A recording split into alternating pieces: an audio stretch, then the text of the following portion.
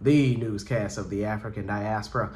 I'm your anchor, Ochanda, daily bringing you the top stories from Africa and the Caribbean. Let's take a look at today's news on Friday, September 29th, 2023. We go to Gabon, where the wife of the ousted president is being charged with a serious crime.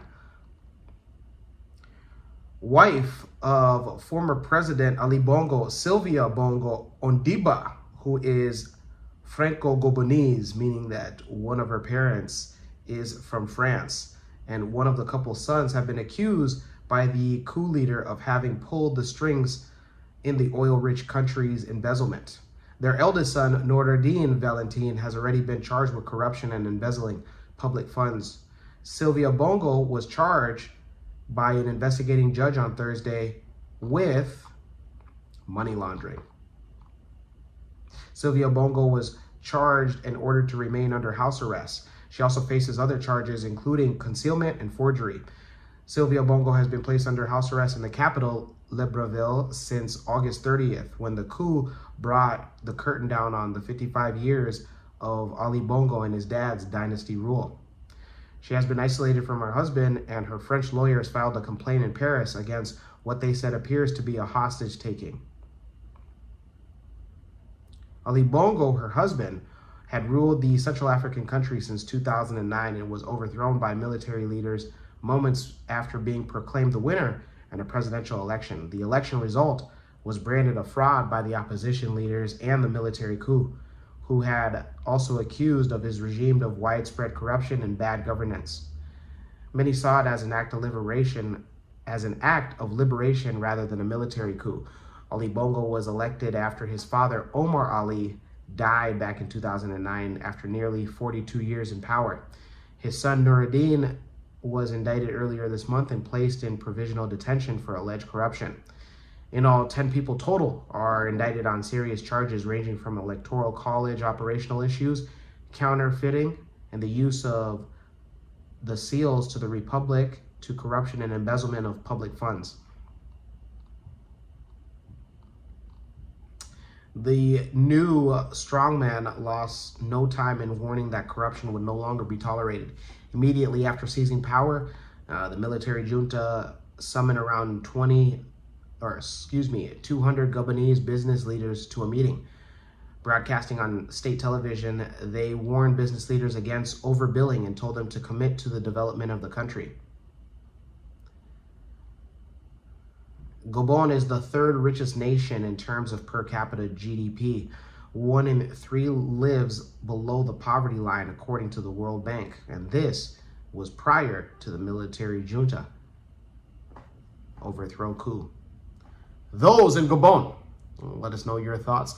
Let us know if you feel that the Bongo family is getting what they deserve, or if it's too harsh. Let's go to West Africa, where Nigeria, the government, has shut down a popular and huge open market. Lagos state government has ordered the immediate closure of Ladipo market over alleged environmental infractions, including reckless waste disposal, unhygienic premises, and non-payment of waste bills. The Commissioner for the Environment of Water Resources, Mr. Wahab, ordered the closure in the early hours of Friday. He said that the market would remain closed until the mandatory conditions of redress were met by traders and market stakeholders. Speaking on the development, Mr. Wahab underscored the critical importance of environmental hygiene in markets, noting that it's imperative that markets in the state adhere strictly to the environmental laws and regulations put in place. The closure of Ladipo market serves as a stern reminder that no entity, regardless of its size and influence, is above the law. The closure of Ladipo market followed similar action taken against Onyigbo and other markets in Nigeria for serial infractions. The decision to shut down those markets underscored the state's government's unwavering commitment to the restoration and environmental sanity in the state.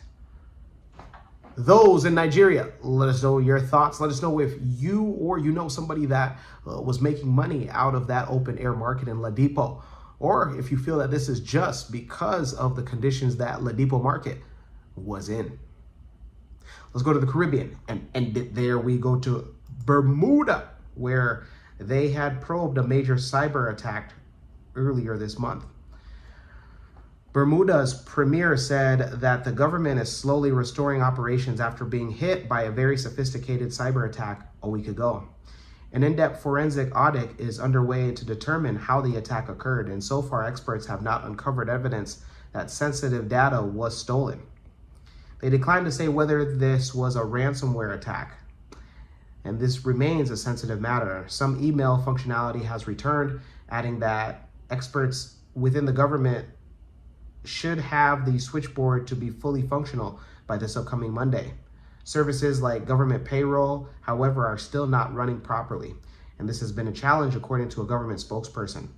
They noted that while not all systems are affected, the government took everything offline out of precaution.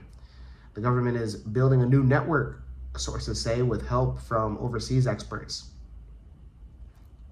Those in Bermuda, let us know your thoughts. Let us know if you feel that the government now or in the future is ready for a would-be cyber attack.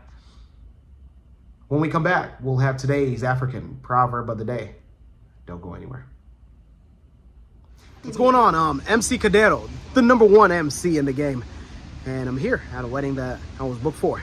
You can also book me for not only your weddings, birthday parties, baby showers, graduation parties, all the above and everything in between.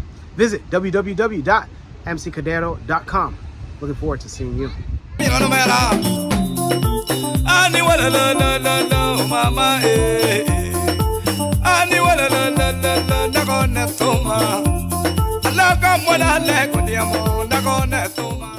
Welcome back. Let's take a look at today's African proverb of the day, and it comes to us from no particular African nation and or ethnic group, and it reads, "He who beats the drum for the madman to dance is no better than the madman himself." Once again, he that beats the drum for the madman to dance is no better than the madman himself. African proverb.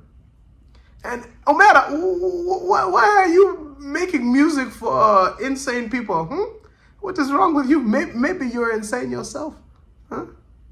No, but how I interpret this is instigation. You want to try to stay away from being an instigator. We all know those ones. I know in the continent we call it primary and secondary school, but in the diaspora, high school or junior high, we all know those instigators, man. Hey, you gonna let them call you that? You gonna let them talk about your mama like that? You want to stay away from those people, because usually those people end up growing up to be some of the worst club promoters. And yes, I'm talking to you. Let me know your interpretation of today's African proverb of the day, as well as your thoughts, views, questions, comments, and concerns on the top stories. Don't forget to hit that like button. Make it your best friend. For Kush News on Kush Convos TV, I'm Ochanda. We'll see you soon.